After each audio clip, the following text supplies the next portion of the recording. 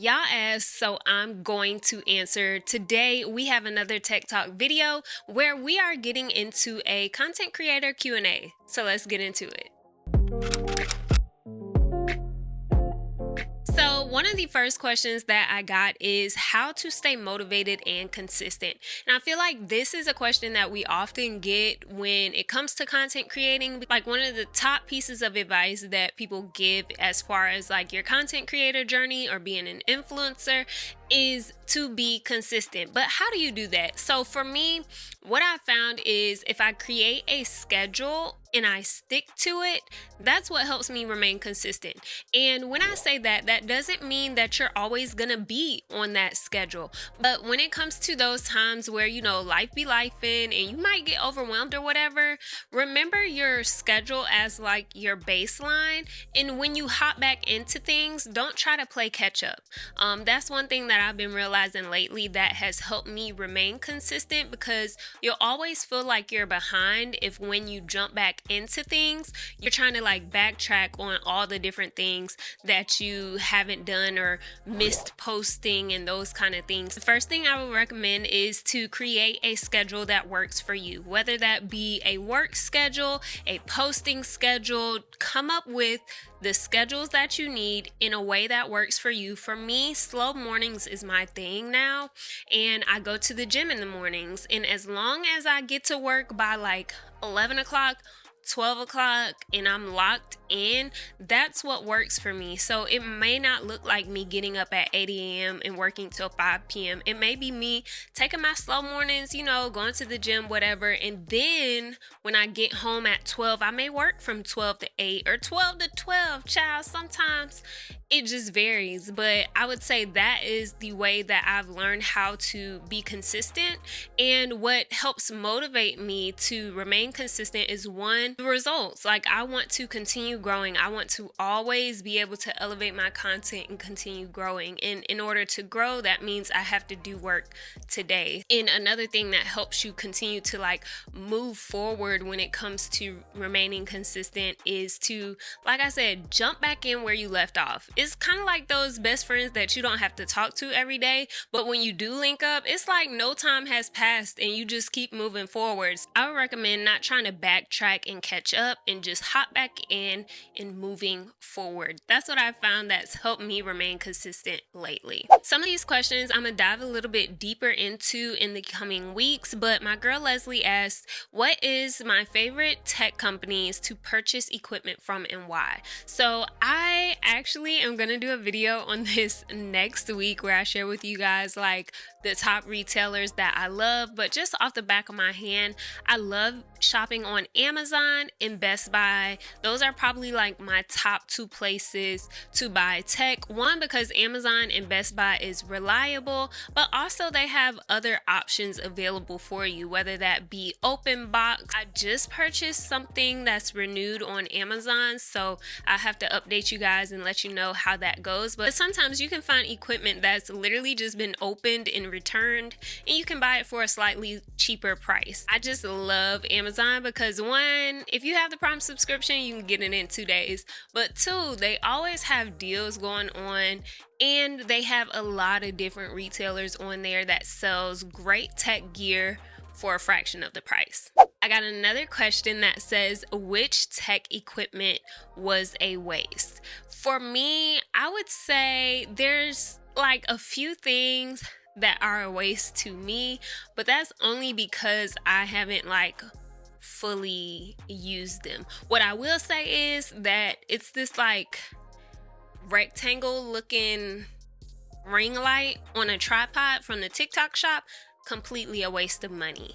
I actually was gonna say that this mic stand was a waste of money because I bought it for my Yeti when I had a Yeti mic, and I just did not use it at all. But I actually busted out to use it because I needed something that had a wider clamp to fit on this desk. So I guess I technically can't say it was a waste of money right now. But what I will say is there are mic stands that are way more affordable than this Yeti study one that I would definitely recommend over it. Let's see. Cheap panel lights. I would definitely do your research when it comes to buying like lighting, because I did buy a set of panel lights, and like shortly after I got them, one of them started tweaking out and would just flash green, and I had no way of fixing it. It was just like a glitch. So I definitely wouldn't recommend getting those again. But I'm not gonna hold you, my iPad was probably a waste of money, because I bought it thinking that I would be creating things in Procreate, drawing, logos, all those different types of things, but like I really don't use it that much. Now, what I will say is the newer versions allow you to use like Final Cut Pro on the iPad. So I definitely think I would probably use it a lot more and travel with my iPad over my MacBook if I had that version, but I don't have that version. Now, I will say I did just invest in the Magic Keyboard, and I've been using CapCut lately for my short form videos. So I'm interested to see how like much more I start using my iPad with the Magic Keyboard for like editing on the go. So stay tuned for that. I'm sure I can find more things that I do feel like I wasted my money on as far as tech goes. So maybe I'll do a whole video and come up with like 10 things that I wasted my money on. So if y'all interested in that, please comment below, because I feel like that would be a fun video to give you guys. The next question is, who are my top 3 tech creators or influencers? So I have like a current top 3, and then there's a few OGs. Lately I've been rewatching a lot of Vanessa Lau's videos. She has great content, great information, especially for new influencers, so make sure you check out her channel. I haven't been watching him lately, but I love Daniel Schiffer, I think his name is. He does a lot of like commercial style videos, cinematic videos, stuff like that. I just always get intrigued by the different techniques that they use to achieve those videos. What's that man's name? Here we go. MKBHD, which is Marquez Brownlee. He is a phenomenal like creator. He literally gives you all the tea on all things tech. So if you want to know about something new that's hitting the market, boom, make sure you check them out. Another is iJustine as well. I used to watch her all the time, every time, you know, the Apple events happen and stuff like that. My current fave is definitely anyone from the Think Media team. Think Media has been like a holy grail for all the different things, especially for new creators. So if you have not heard of them, make sure you check out their videos, because they have a lot of tutorials. They have a lot of suggestions for affordable tech, which I love, some of which I've purchased myself. Another person that I've been recently just following for like quick tech snippets and stuff like that is Taylor Lloyd on Instagram. If you're interested in like short form content where you're getting all the tech tea, make sure you check her out on Instagram. A new one that I just discovered that I've been absolutely falling in love, and my wallet has been feeling it, is Full-Time Filmmaker. So Full-Time Filmmaker is kind of focused a little bit more on people who are trying to be filmmakers full-time. But again, like if you're a person like me, no matter what your niche is, if you value high quality content and you're always looking for ways to elevate like how your video looks, these are the people that you need to be tuning into. Like literally Full-Time Filmmaker, in just filmmakers in general, cinematographers, like those are going to be the industries that you want to research, because they are going to give you all the latest, because that's their specialty. So yes, I'm in beauty, I'm in makeup, hair, lifestyle, podcast land, all of the things. And while I do feel like I'm very proficient in tech and things like that, tech is not like my main thing. Like that's not my moneymaker right now yet. But I like to tune into people who like that's their thing, because they spend the amount of time that I spend on my brand is the same amount of time that these people spend in their filmmaking. So I definitely recommend like tapping into those tech creators that aren't just like selling you tech, but the ones who actually like you can look at their content and see like, oh, okay, you can film like movies and stuff like that. Like those are the kind of people that I like to look to when it comes to like tech creators and influencers. I have another question about convenient tech hacks, equipment, software, and hardware. So I would say one of the top things right now that I've been loving that is very convenient for me is an SD card case. I'll put a picture on the screen, but this SD card case allows you to travel with 4 SD cards, 4 micro SD cards, but it also serves as an adapter for like a USB-C adapter. So I can just clip that on my keychain, clip that on my book bag, and literally protect my SD cards, but it's still like an adapter. So I feel like I love like the all-in-one situation. It is very convenient for me. Another thing that's convenient for me is Opus Clips. Now, I don't use it as much right now because I'm not in season with the podcast, but it's basically like an AI video editing software that will basically trim down your video and spit out like 10 to 15 highlight videos from your podcast episode. So that won't really work if you're doing like beauty content, that kind of things where you're not talking, but if it's something where you're talking, like it can spit out pretty high quality snippets and short form videos within a matter of minutes. It takes an extra step out of it for me. So definitely worth the investment. The last convenient thing that I will recommend that I've been doing lately is just buying extra chargers. And what it lets me do is allow me to leave my travel MacBook charger in my book bag with my computer. And then I have another one that just stays stationary here at home. So that's been really convenient for me because like no matter, it's kind of like your purse and your wallet, like they're gonna be with you at all times, but I don't have to keep remembering to unplug it from my house and put it in my book bag. But when I get back with my book bag, take it out and plug it in the house. Like having multiples has been clutch. And then of course, if you haven't heard, child, get you dummy batteries for your camera, okay? Next up, someone asked if I'm having any tech giveaways coming soon.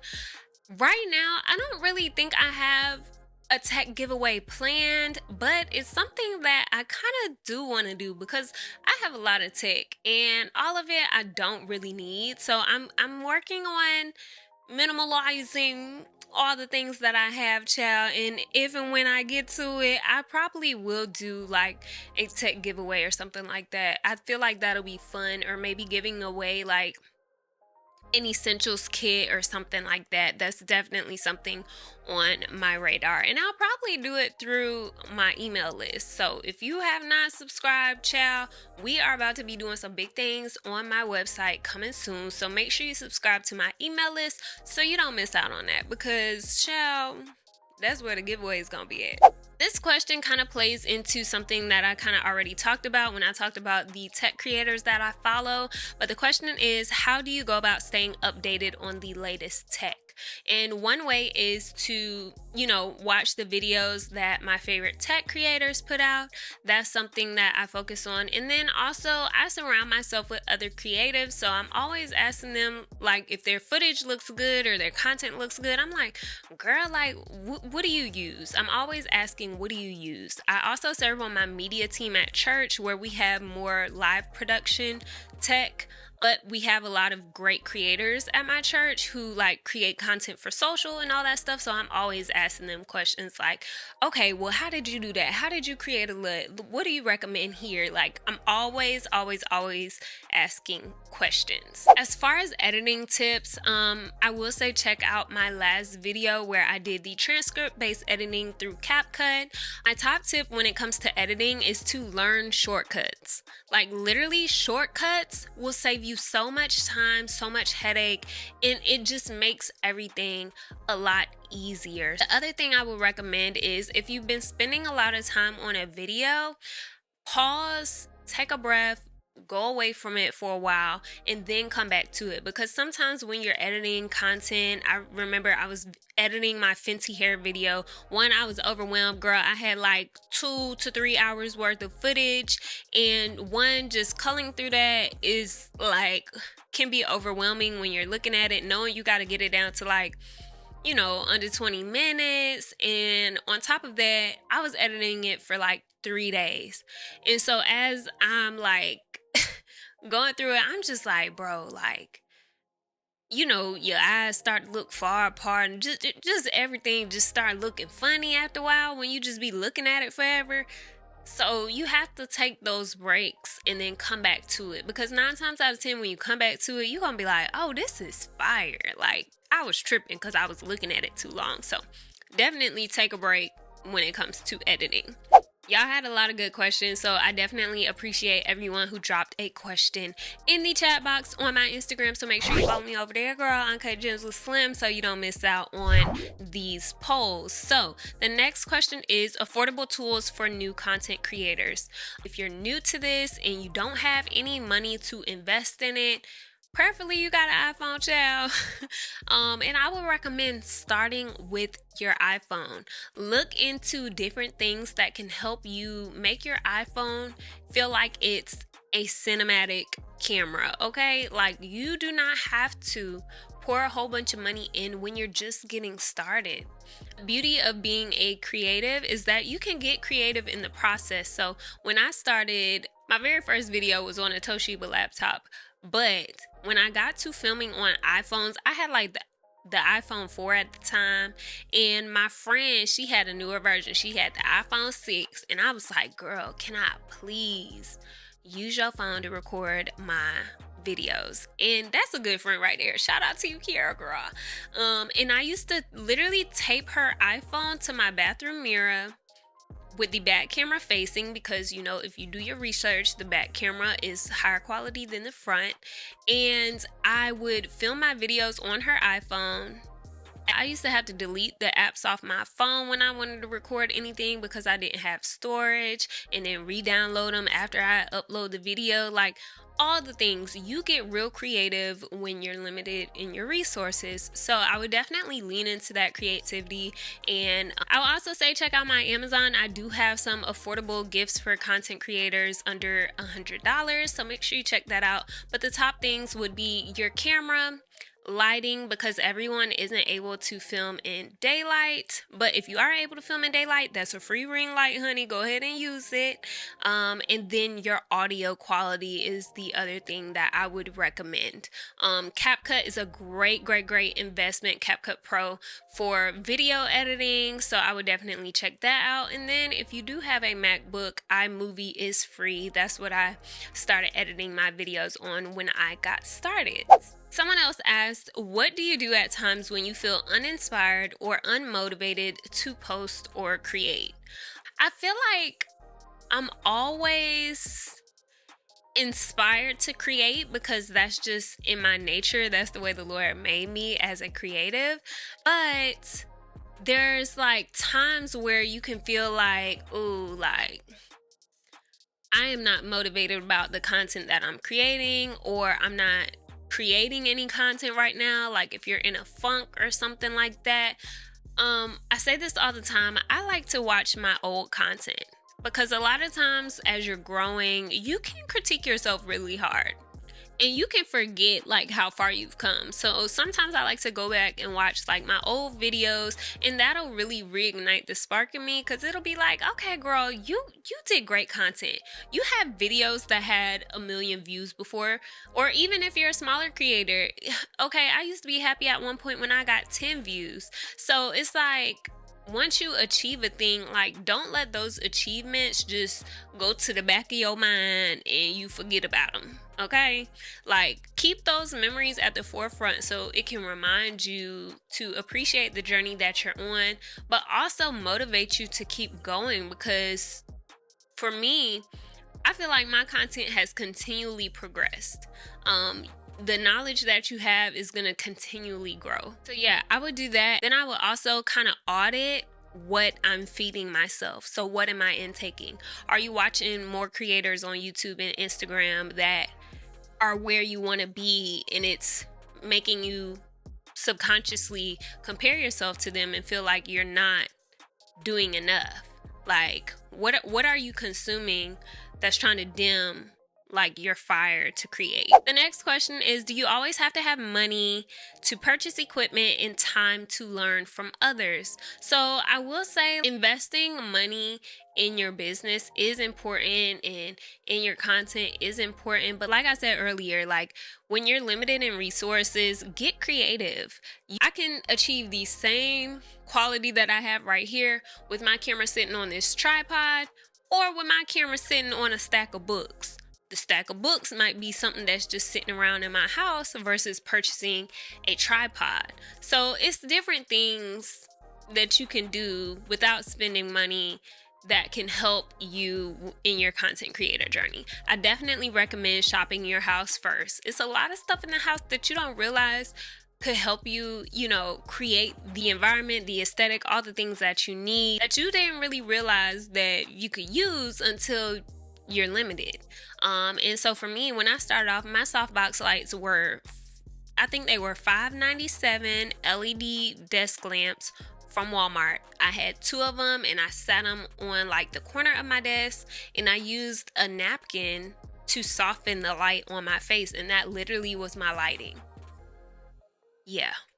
So it's different ways that you can like not spend a whole bunch of money, but still kind of get the look that you're going for when it comes to creating your content. Of course, as you grow, as your business makes money, then you're able to reinvest that money into your business. So I definitely wouldn't go broke trying to get started. I would just get started, keep pushing, and then after like it starts making some money, or say you work a normal job, use that excess money to invest in your business. All right, someone asked for BTS, which is behind the scenes of how I edit in color grade. So I do have, like I said, a tutorial on my channel for how I'm currently editing through CapCut. If you guys are interested in a Final Cut Pro tutorial, please let me know. I feel like those videos need to be almost like masterclass videos, where they're almost like an hour long, where I'm actually editing,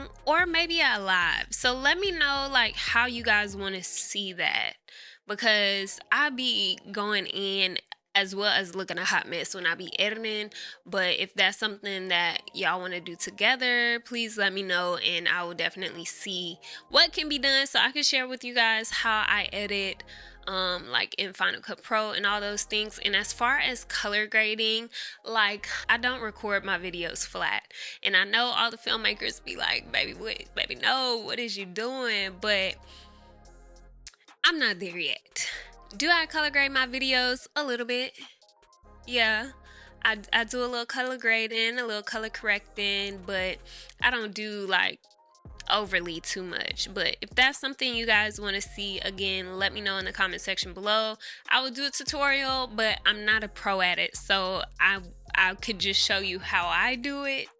I ain't sure if it's the correct way to do it, and sometimes, child, it be off. But anyway, last question we have is, how should I structure promo clips in order to gain traffic and engagement?